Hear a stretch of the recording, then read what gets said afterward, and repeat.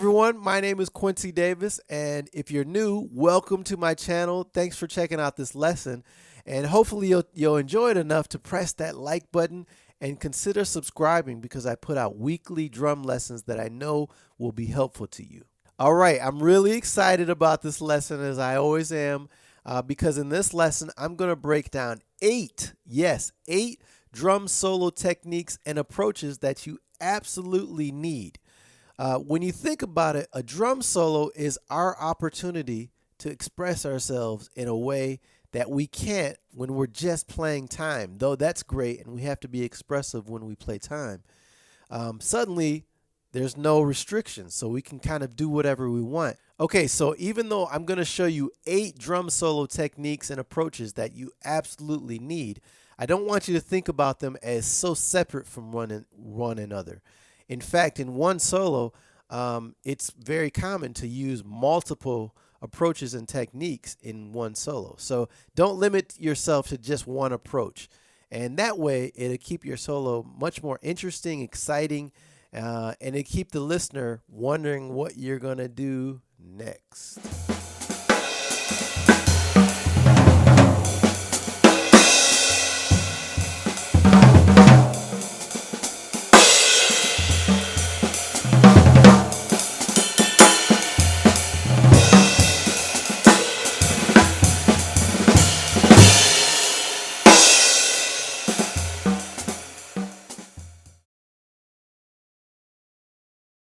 So playing melodically and thematically means that you're going to take an idea and try to develop it. And usually that idea is pretty simple. It's not overly complex rhythmically. You want to start with something that's simple so that you can develop it. Okay, so I'm going to demonstrate that. Keep in mind, these techniques can be used for solo in time and also out of time. I'm going to do something out of time.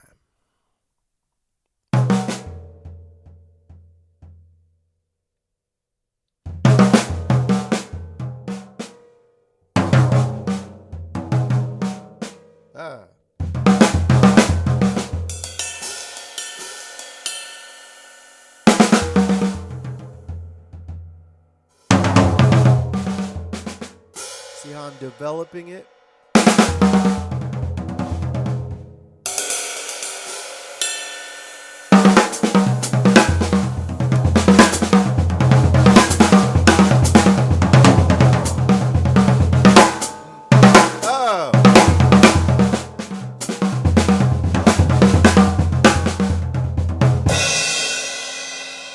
Okay, so I took that basic theme and developed it in different ways, orchestrated it in different ways, played it on different parts of the kit. And suddenly it becomes, a melodic, memorable melody and theme that the listener can follow and is curious, hey, where's Q going to go next?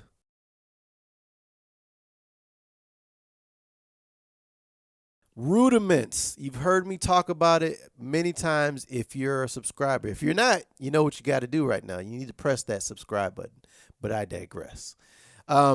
Rudiments. This is an approach that you can use in your soloing. I'll demonstrate.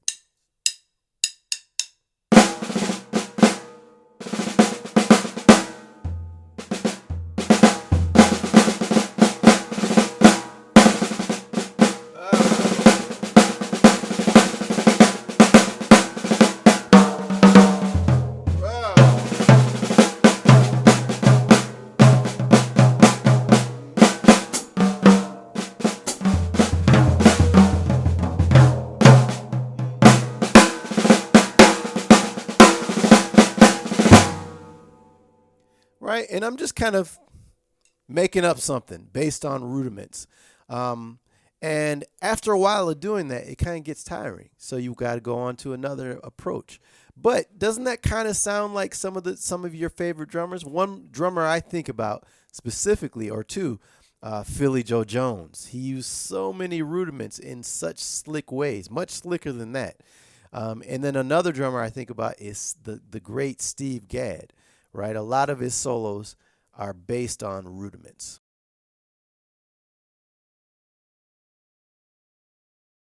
Bebop language on the drums kind of opened up so many things for the drummer and how to orchestrate, how to use rudiments, right?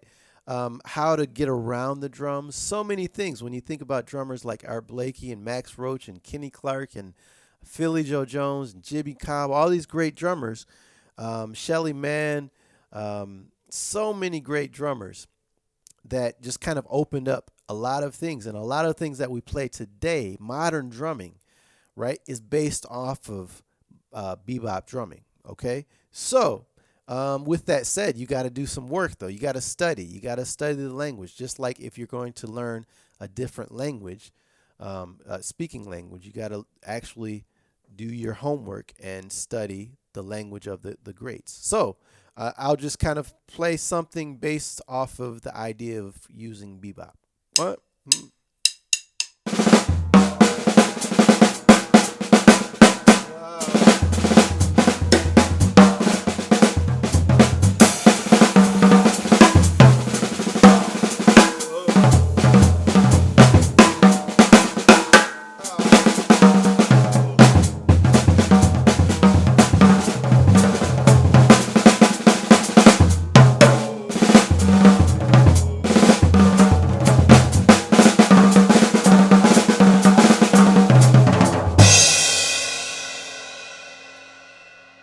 And if you notice, bebop language also uses a lot of rudiments. So you can't separate the two. They go hand in hand.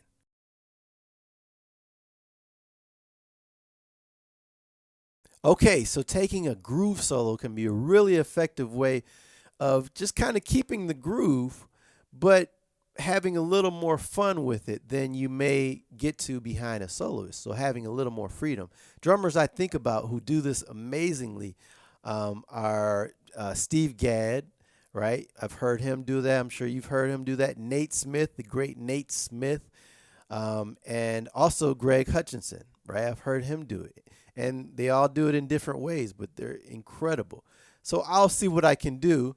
I'll do it in two contexts. I'll do it in straight ahead swing, right? And I'll just kind of play around with the time a little bit, but still base it in the pulse. And then I'll do it in a funk contest, okay?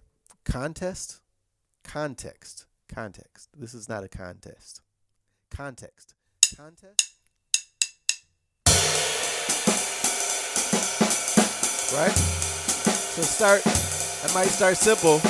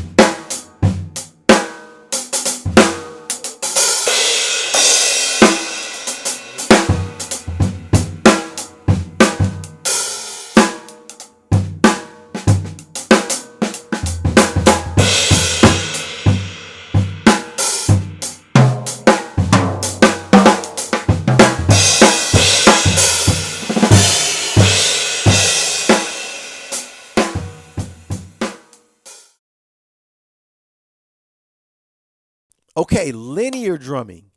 Linear drumming. What is linear drumming anyway? Of course I know what linear drumming is. All linear drumming is none of your limbs are playing at the same time. So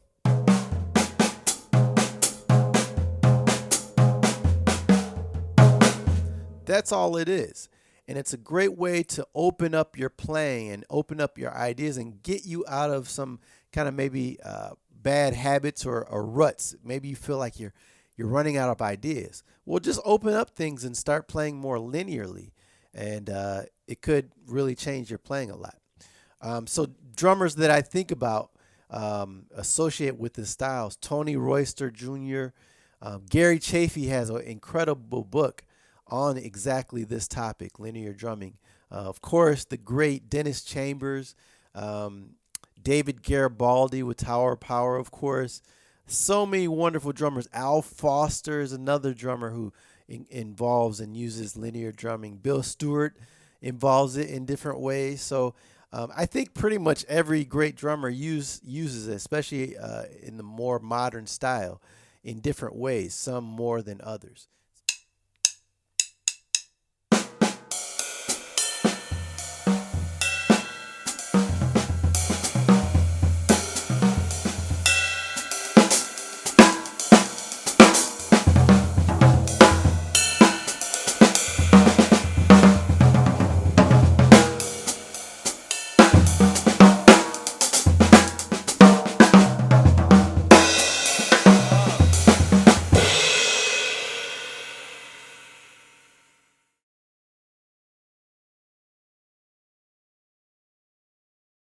Now, another approach is using groupings, thinking about groupings to kind of open up your playing. And groupings and linear drumming kind of go hand in hand, actually. So all group thinking about groupings is just thinking about threes or fours or fives or sixes or sevens on up, right? So let's just say I'll think about fives. 1, 2,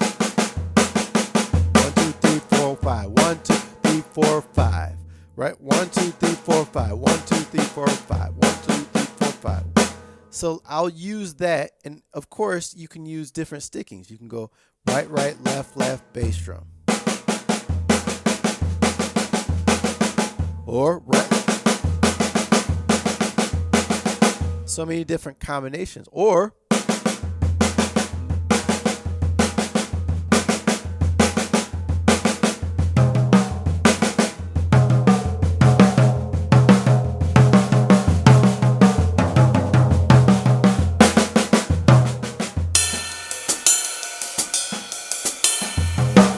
so it can really open up.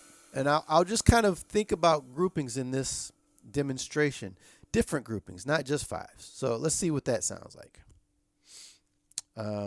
Maybe I'll do a whole lesson on this. What do you think? Let me know down below.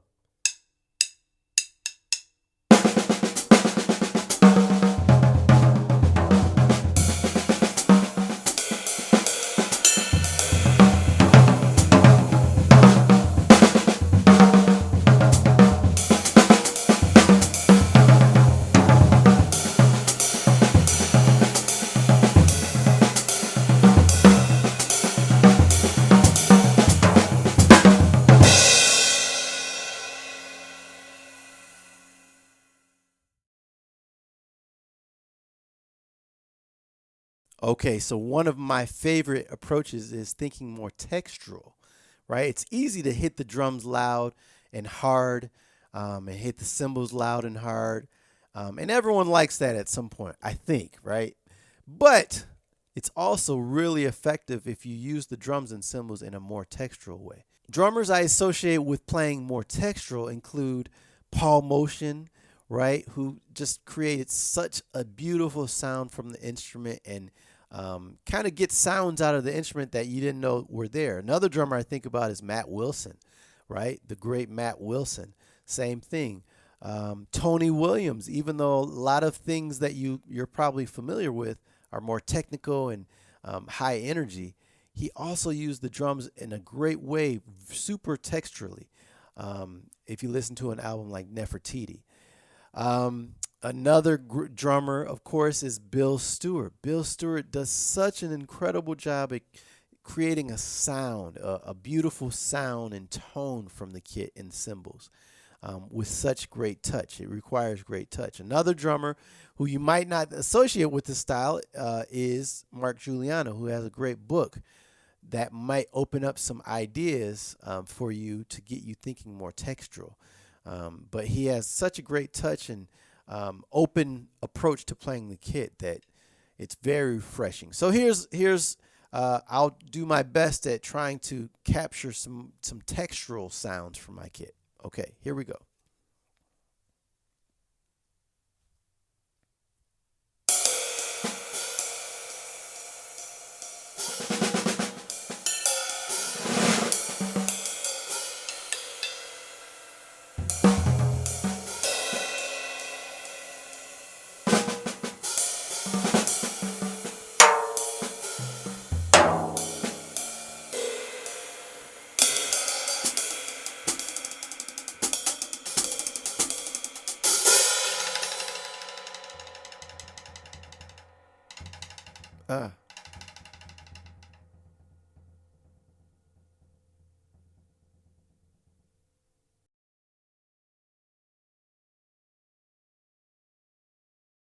Okay, the loud and fast and exciting drum solo. I'm going to talk about that for a second, but it's very important that you realize that every drum solo does not need to be loud and fast and exciting. And I've given you 7 other reasons why, or what, 6 other reasons, 7 other reasons, right? So just remember that you do not have to play fast and loud.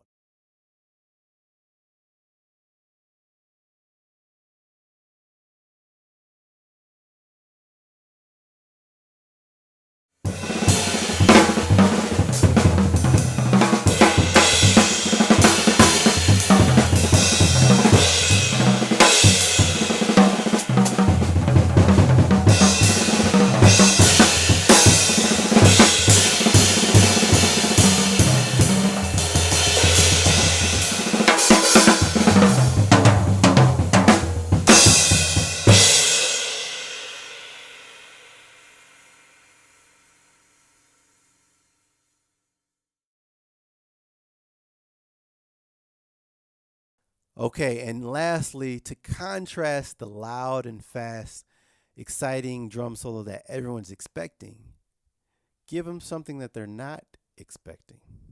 Space. Space is very effective, and it gives you time to think about what you actually want to play and make sure that what you play has meaning, right? Play what you mean what you play. Sound familiar? Try it. Let's see what it sounds like.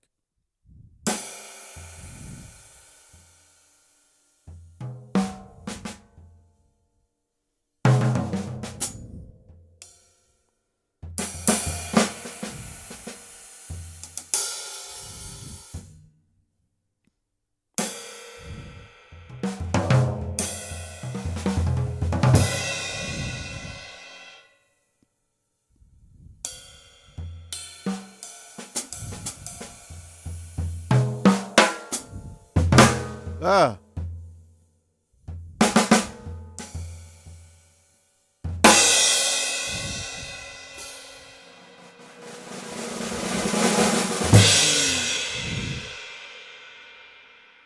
All right, so that's it. 8 drum solo techniques and approaches that hopefully will open up your playing, especially your soloing. And remember, don't limit yourself to just 1 or 2 approaches. Be open to all approaches so that you can be as expressive as possible. Okay? So until the next lesson, practice hard, but practice smart. Peace out. Take care. Bye-bye.